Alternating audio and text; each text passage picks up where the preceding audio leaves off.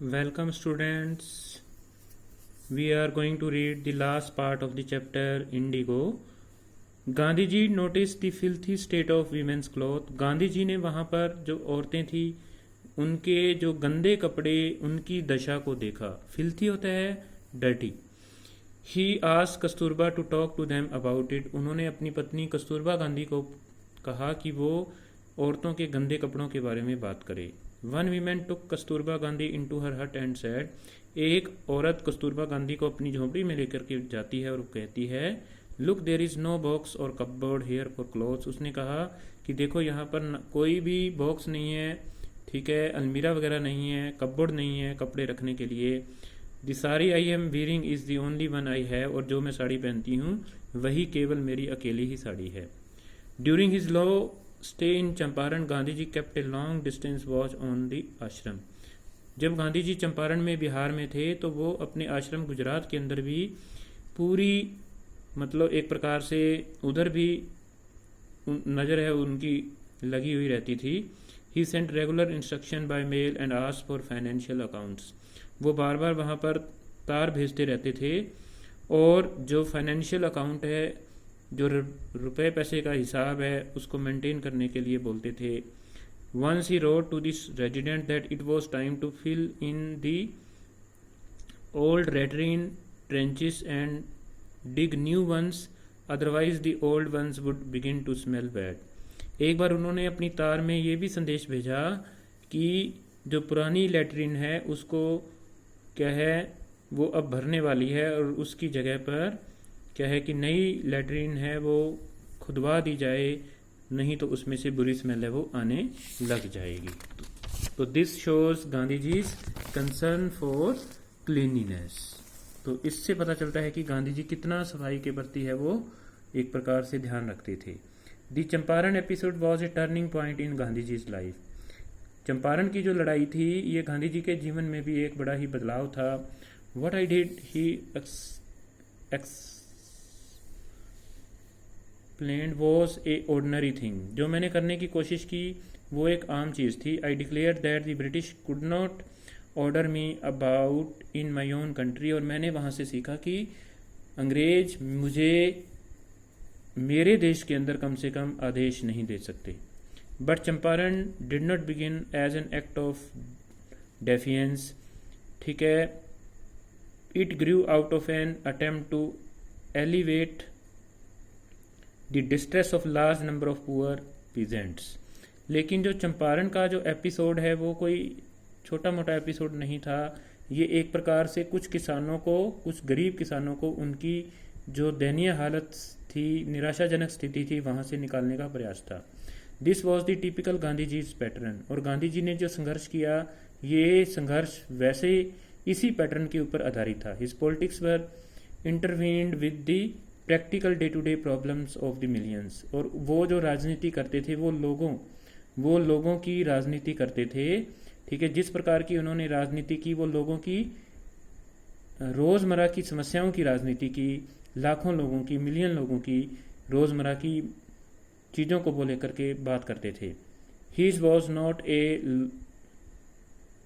Loyalty to abstraction, it was a loyalty to living human beings, ठीक है। ये एक प्रकार से वफादारी थी, एब्स्ट्रैक्शंस की वफादारी नहीं थी, ये इंसानियत, ठीक है, ये इंसानियत के प्रति वफादारी थी।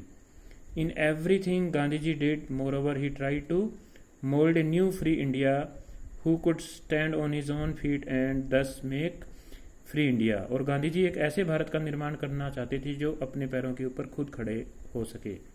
Early in the Champaran action, Charles Freer Andrew the English pacifist who had become a devoted follower of Mahatma came to bid Gandhi ji farewell before going on a tour of duty to Fiji island. कहता है जब एक बार जो Charles Freer Andrew थे जो कि एक प्रकार से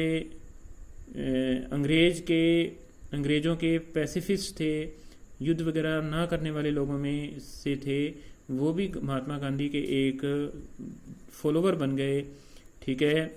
और वो एक बार फिजी के टूर पर जाने से पहले गांधी जी को एक प्रकार से गुड बाय कहने के लिए आए। Gandhi ji lawyers friends thought it would be a good idea for Andrew to stay in Champaran and help them. और गांधी जी के फॉलोअर्स लॉयर्स ये चाहते थे कि उनको मिस्टर चार्ल्स एंड्रयू फ्रीडर एंड्रयू को वहाँ रोका जाए और चंपारण में उनसे मदद मांगी जाए। Andrew was willing if Gandhi ji agreed, और एंड्रयू है वो भी गांधी जी की रजामंदी के बाद वहाँ रुकने के लिए तैयार थे। But Gandhi ji was vehemently opposed, लेकिन गांधी जी ने वो पूरी तरह से उनके विरुद्ध थे।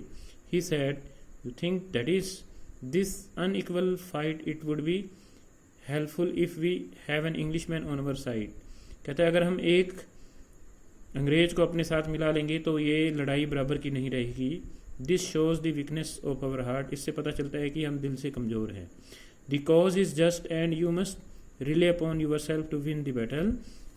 हमें अपनी लड़ाई लड़ने के लिए अपने ऊपर ही निर्भर रहना चाहिए। You should not seek a prop in yourself to win the battle. You should not seek a prop in mister Andrew because he happens to be an English man.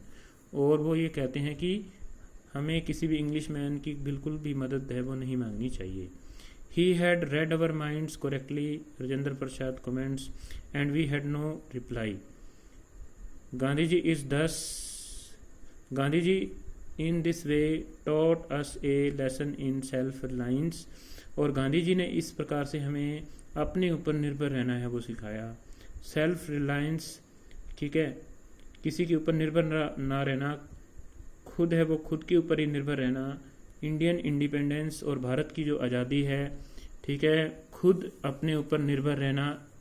And help to sharecroppers were all bound together. और जिस प्रकार से गांधी जी ने share croppers जो मुजाहिरे थे उनकी मदद की, ये तीनों एक प्रकार से एक दूसरे के अंदर इस प्रकार से उलझे हुए हैं कि हम तीनों को अलग है वो नहीं कर सकते। तो student, this is how Gandhi ji made the people of Champaran free from the fears of British. Okay, he made them absolutely free from the landlords. Okay, he taught them that the British cannot order them in their own country. Okay, and he taught them that they should not depend on others. Okay, they should believe in self-reliance. So student, this is our chapter number 5. In the next video we shall do question answers of this chapter. Thank you for listening me. May God bless you, all of you.